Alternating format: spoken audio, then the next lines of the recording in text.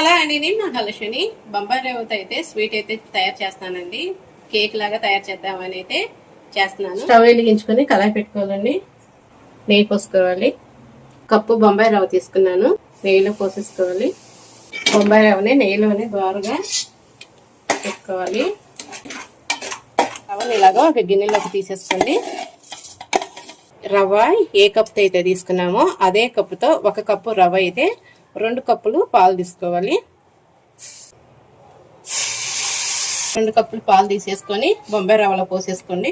రవ్వని పాలలో కలుపుకోండి. చక్కగా కలిపి నానబెట్టండి. ఒక 10 నిమిషాలు సరిపోతుంది. ఉండలు లేకుండా శుభ్రంగా కలుపుకోండి.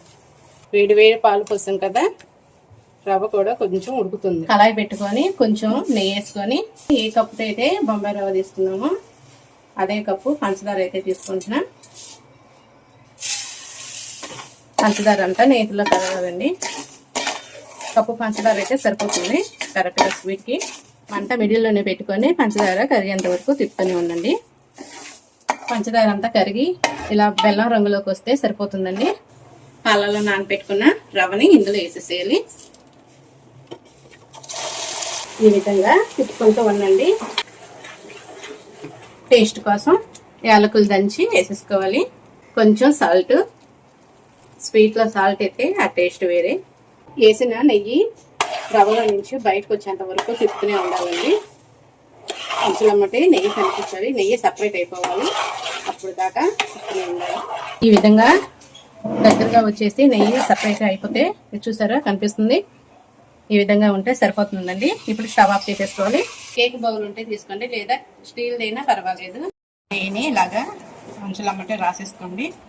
దీంట్లో వైట్ పేపర్ వేస్తున్నానండి నేను. కొంచెం నెయ్యి రాసేసుకోవాలి. ఈ పేపర్ని ఇలా వేసేసుకున్నాను. కరెక్ట్గా దీనికి సరిపడా కట్ చేసుకోండి. జీడిపప్పు, బాదం పప్పు కట్ చేసి పెట్టుకున్నాను. ఇవి ఇలా వేసేసుకోవాలి. ఇప్పుడు తయారు చేసిన మిశ్రమాన్ని అంతా బౌల్లో వేసేసుకోవాలి. ఇప్పుడు మొత్తం ఇలాగా అప్లై చేసేయండి. చూసారుగా ఈ విధంగా చేసేసుకొని ఇది కదిలీకుండా చల్లారేంత వరకు ఒక అరగంట అయినా పడుతుందండి. అలాగే ఉంచేసి చల్లారింది కదా, దీన్ని ఒక ప్లేట్లోకి తిప్పేసుకుందాం.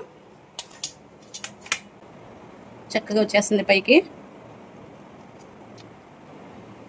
పేపరు ఈ విధంగా తీసేసుకోండి. ఇంతేనండి, చాలా ఈజీగా మన ఇంట్లోనే ఉండే వస్తువులతో చేసేసుకునే స్వీట్. పిల్లలు అడిగినా అప్పటికప్పుడు చక్కగా రెడీ చేసేసి పెట్టేసేయచ్చు. ఎంతో టేస్టీగా ఉండే రవ్వ క్యారమ్ మిల్క్ స్వీట్ అయితే రెడీ అయిపోయింది. నచ్చితే లైక్ చేయండి, సబ్స్క్రైబ్ చేసుకోండి. కేక్ ఎలా ఉందో కామెంట్ బాక్స్లో కామెంట్ పెట్టండి.